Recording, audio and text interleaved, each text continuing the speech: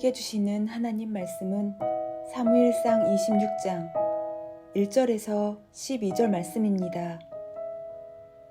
10사람이 기브아에 와서 사울에게 말하여 이르되 다윗이 광야 앞 하길라 산에 숨지 아니하였나이까 하매 사울이 일어나 10광야에서 다윗을 찾으려고 이스라엘에서 택한 사람 3,000명과 함께 10광야로 내려가서 사울이 광야 앞 하길라산 길가에 진치니라.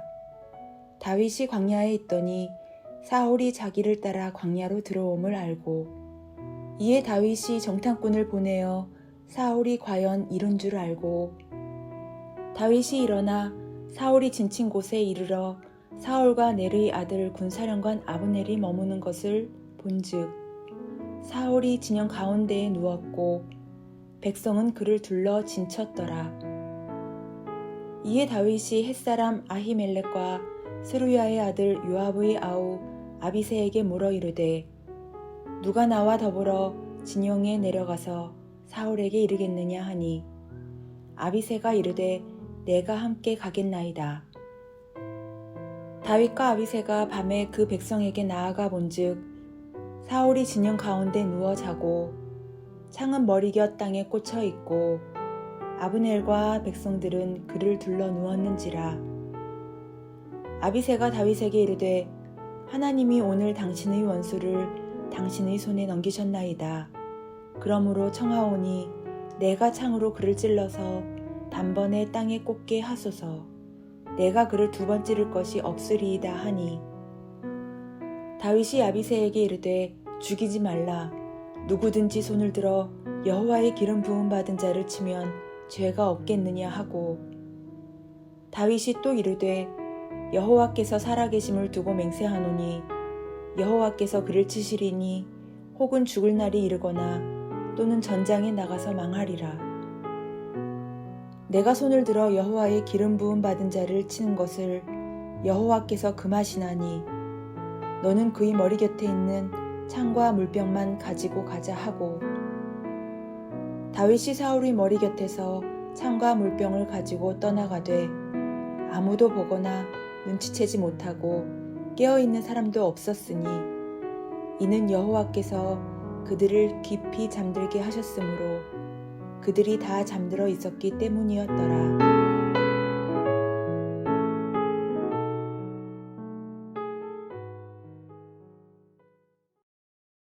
오늘 본문을 보면 다윗이 하길라 산에 머무르고 있습니다.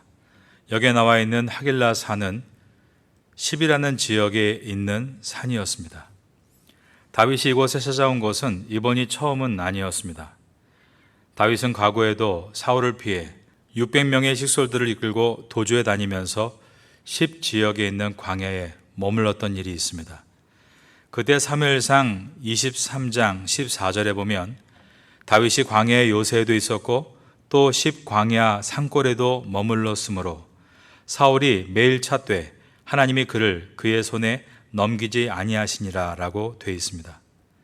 사울이 모든 군사를 동원해서 수색을 해도 결코 그를 찾지 못했다는 것입니다. 그 이유는 하나님의 손으로 다윗을 붙들고 계셨기 때문이었습니다. 오늘 우리들도 하나님의 손에 붙들려 있다는 사실을 잊지 마시기 바랍니다. 다윗은 그 외에도 수많은 곳을 돌아다녔습니다. 그러나 늘 하나님의 함께 하심으로 사울의 손에서 붙잡히지 않을 수 있었습니다. 그렇게 이스라엘 전체를 한 바퀴 빙 돌고 다시 10 광야 하길라 산에 머무르고 있었던 것입니다.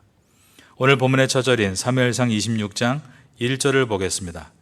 10사람이 기브아에 와서 사울에게 말하여 이르되 다윗이 광야 앞 하길라 산에 숨지 아니하였나이까 하매 한 사람이 사울이 살고 있는 기브아로 찾아왔습니다. 기브아는 사울의 고향이고 그 당시에 이스라엘의 정치적인 수도였습니다. 그는 사울에게 다윗이 10 광야 하길라 산에 머물고 있다는 것을 고발했던 것입니다. 10은 헤브론 남동쪽 약 8km, 마온 북쪽 10km 지점에 있는 유다 지파에 속한 성읍의 하나였습니다. 다윗이 유다 지파 아닙니까? 즉 지금 사울에게 다윗이 어디 있는가를 고발하고 있는 10사람은 다윗과 같은 유다 지파의 한 가족이었다는 것입니다. 사울의 분노가 다윗과 다윗의 지파인 유다 지파 전체에 미치고 있을 때 한 사람이 자기 형제 다윗을 고발하고 있었던 것입니다. 그는 살기 위해 더욱 사울 편에 서려 했던 것 같습니다. 그래서 일부러 사울이 있는 기브에까지 찾아가서 다윗이 지금 십에 있다라고 고발을 한 것입니다. 이 소식에 사울이 다시 일어섭니다. 2절입니다. 사울이 일어나 십 광야에서 다윗을 찾으려고 이스라엘에서 택한 사람 3,000명과 함께 십 광야로 내려가서, 그의 몸이 일어섰다는 것은 아직도 그의 마음속에 다윗을 죽이고 싶은 앙금이 남아있다는 것을 보여주는 것입니다. 24장에서 다윗이 굴 속에 들어왔던 사울을 살려줬을 때 사울은 다윗의 행동에 감동을 받고 눈물을 흘렸습니다. 그러나 하나님과의 관계가 단절된 상태에서의 감정의 눈물이나 반성은 그리 오래가지 못한다는 것입니다. 그가 진정으로 회복해야 될 부분은 하나님과의 관계였습니다. 회개하고 하나님께 돌아가는 것이 가장 먼저 해야 될 일이었던 것입니다. 사람은 하나님 안에 있을 때, in the Lord 할 때 중심이 잡힙니다. 중심이 잡혀야만 생각을 뒤집지 않을 수 있습니다. 사울이라는 리더 한 사람이 중심을 잡지 못하니까 그를 따르는 부하들도 괴롭습니다.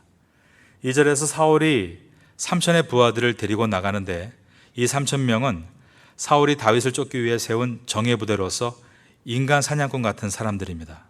그런데 이 3,000명이 지난번에 동굴 앞에서 다윗과 사울의 대화를 다 들었습니다.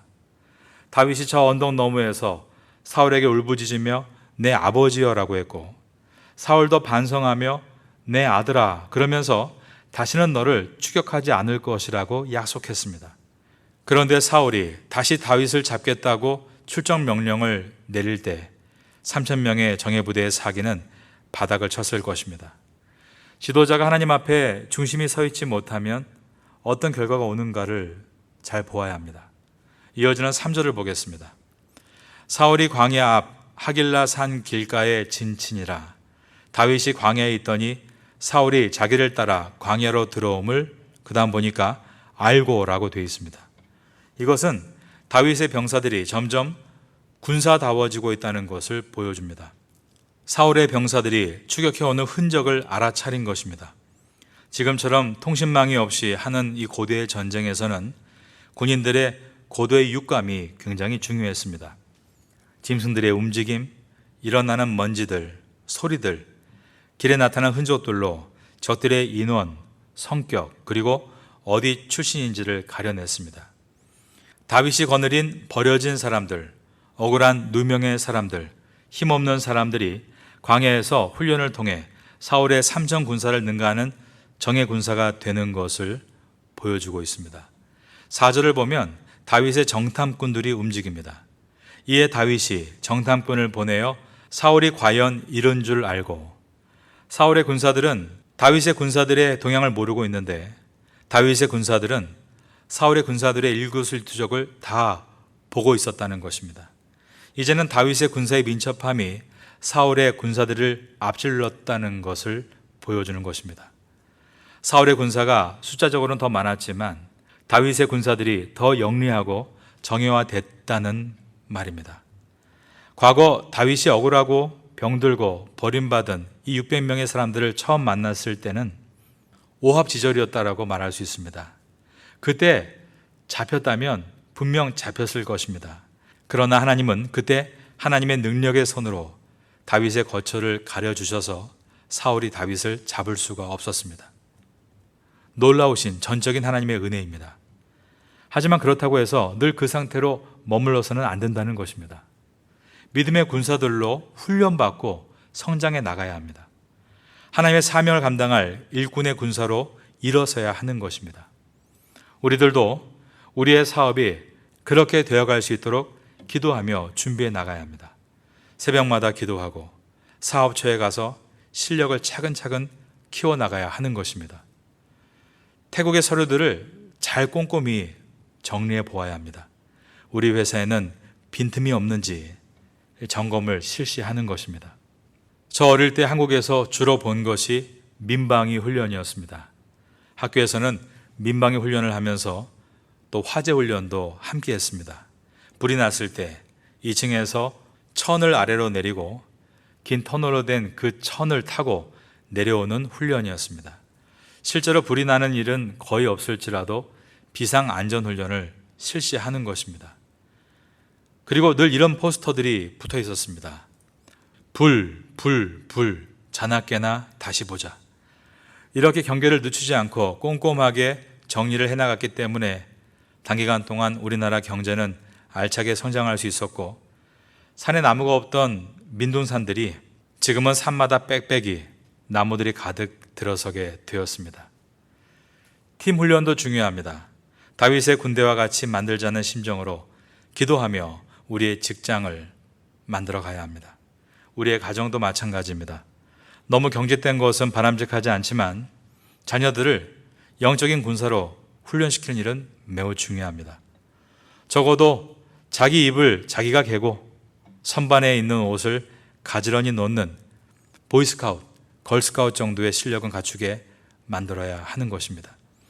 아침에 스스로 일어나는 훈련, 자기 방 정돈하는 훈련, 지나가는 노인이 무거운 짐을 들고 있으면 도와드리고 문도 열어드리는 훈련. 교회는 그 자체가 훈련소가 되어야 합니다. 제자 훈련, 말 그대로 훈련받는 것입니다.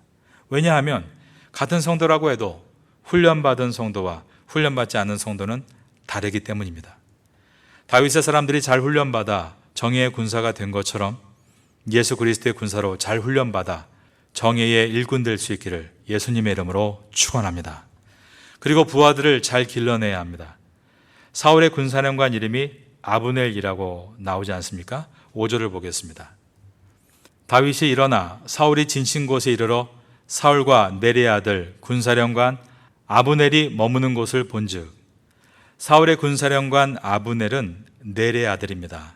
그런데 넬은 사울의 숙부입니다. 그러니까 넬은 사울과 사촌 관계였습니다.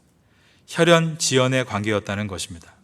베냐민 지파의 사울이 왕이 되면서 그 주변의 상당한 중지들을 다 베냐민 지파가 차지한 것입니다. 이것은 나중에 다윗이 왕이 되고 나서의 모습과 사뭇 다릅니다. 오늘 우리 사회는 혈연 지연에 너무 치를 떨어하고 있습니다. 그래서 이제는 혈연 지연이라는 말이 나오면 공박할 태세만을 갖춥니다. 예를 들어서 교회가 세습이 될 때 사회 전체가 시끄럽습니다. 그 말은 그만큼 한국 사회가 혈연 지연의 몸살을 앓았기 때문입니다.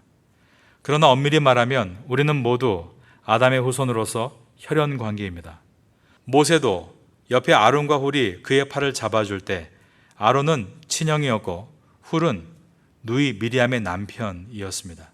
혈연지연이 된다, 안 된다, 이것에 의미가 있는 것이 아니라는 것입니다.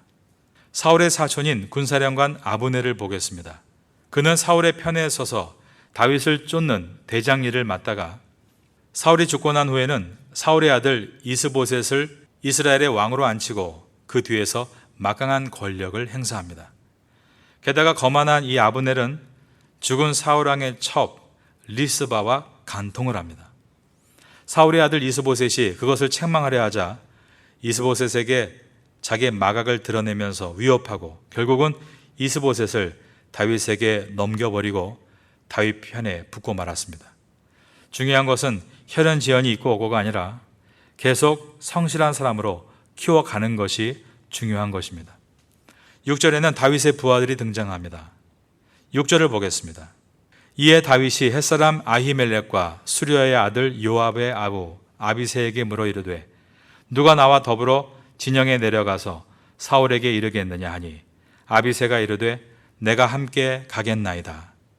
다윗의 부하 중 아히멜렉은 햇사람이라고 되어 있습니다.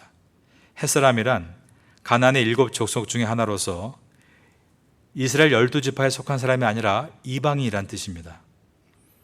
이 아히멜렉은 출신을 뛰어넘어 다윗의 보살핌 속에서 이스라엘의 장군이 될 수 있었습니다. 이런 해 출신 장군이 또 한 명 있는데 우리아입니다. 나중에 다윗이 잠시 죄의 유혹에 빠져서 바세바와 간통을 할 때 그의 남편이 바로 장군 우리아였습니다.